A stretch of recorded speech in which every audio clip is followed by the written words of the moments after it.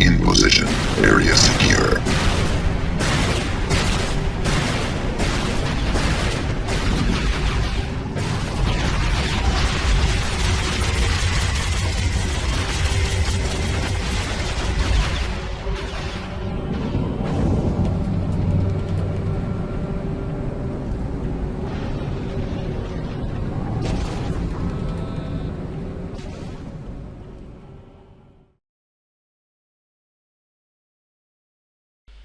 Nous allons voir une petite introduction sur le Vertex Painting.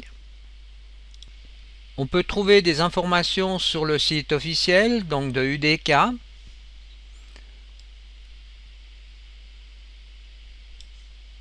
La première chose impérative est que le Vertex Painting ne s'applique que sur les static mesh, donc qui sont faits justement de vertex.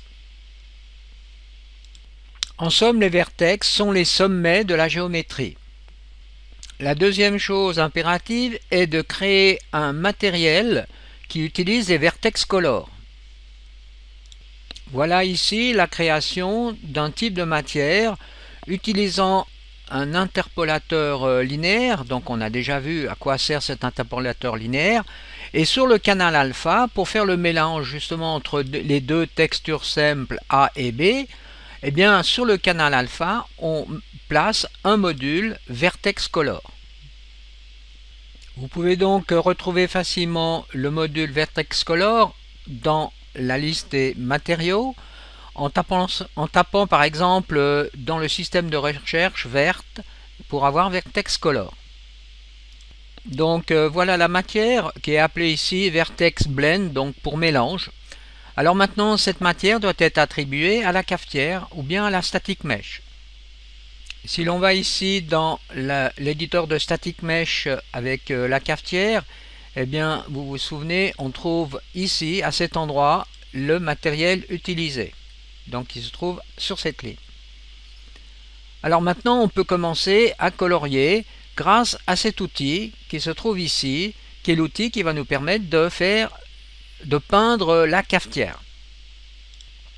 Alors encore une autre chose que j'ai oublié de spécifier, c'est que sur le module Vertex Color, c'est le canal rouge qui est appliqué sur l'entrée alpha du module linéaire interpolation. Et ceci est important. Alors pour l'instant, je vais m'intéresser donc à cette partie qui se trouve ici.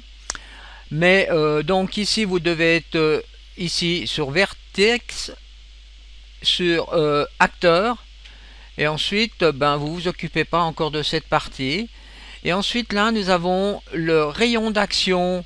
Vous voyez, donc à partir du moment où je mets le curseur sur la théière, eh bien je peux changer ici le rayon, l'action, donc le strength c'est le mélange, en somme la force de mélange qu'on va appliquer donc sur la théière. Et le fall-off serait la diminution. Vous voyez ici, on a deux cercles, donc on peut diminuer l'effet. Alors, laissons ceci pour commencer à peu près comme ceci. Et on appuie maintenant sur la touche CTRL. À ce moment-là, on ne voit rien. Par contre, si on fait CTRL-SHIFT, on voit apparaître l'autre matière. Et CTRL, on revient sur la matière d'origine. Shift, en somme Shift c'est pour supprimer la matière et CTRL c'est pour rajouter de la matière. Alors vous pouvez agir sur ces différents paramètres ici pour voir l'effet que ça a. Pour effectuer une autre expérience, je fais une copie de cette matière que j'appelle Vertex Blend 1.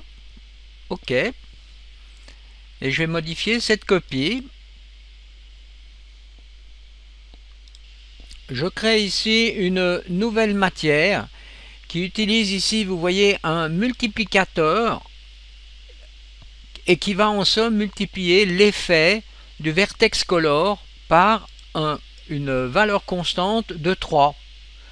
Donc on applique ceci dans un multiplicateur qui rentre dans un autre module qui est un module constant clamp que l'on a déjà vu, qui nous permet donc de faire un clamp entre une valeur minimum et une valeur maximum. Alors la valeur minimum, eh bien ce sera 1 et la valeur maximum ce sera 3. En somme, c'est la constante qui est ici.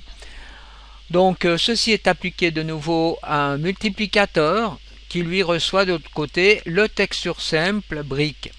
Donc que l'on va appliquer à nouveau sur la théière et voir l'effet que l'on obtient. Donc cette nouvelle matière étant appliquée sur la théière, on va pouvoir voir l'effet. Alors si j'appuie donc sur la touche Shift Ctrl ou bien Ctrl, vous voyez, j'éclaircis à certains endroits donc la texture, tout simplement. Ou bien Shift Ctrl, j'efface. Alors là, je peux éclaircir par exemple comme ceci et comme ceci, par certaines parties de la théière.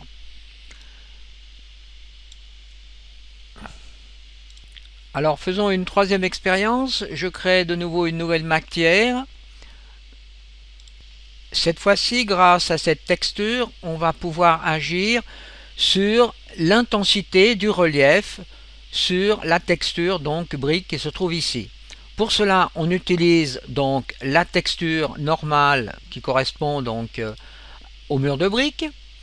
Et là, on applique donc le vertex color sur la partie normale de la matière. Alors là, de nouveau, une constante de 3, un multiplicateur, on multiplie donc la valeur du vertex color par 3. On utilise ici un constant clamp pour avoir une valeur minimum de 1 et de maximum de 3. Ensuite, on a un masque ici pour simplement séparer séparer donc les canaux RGB. On utilise ici que le canal R et G. Et là, on fait, grâce à ce module, on fait la combinaison des trois canaux RGB.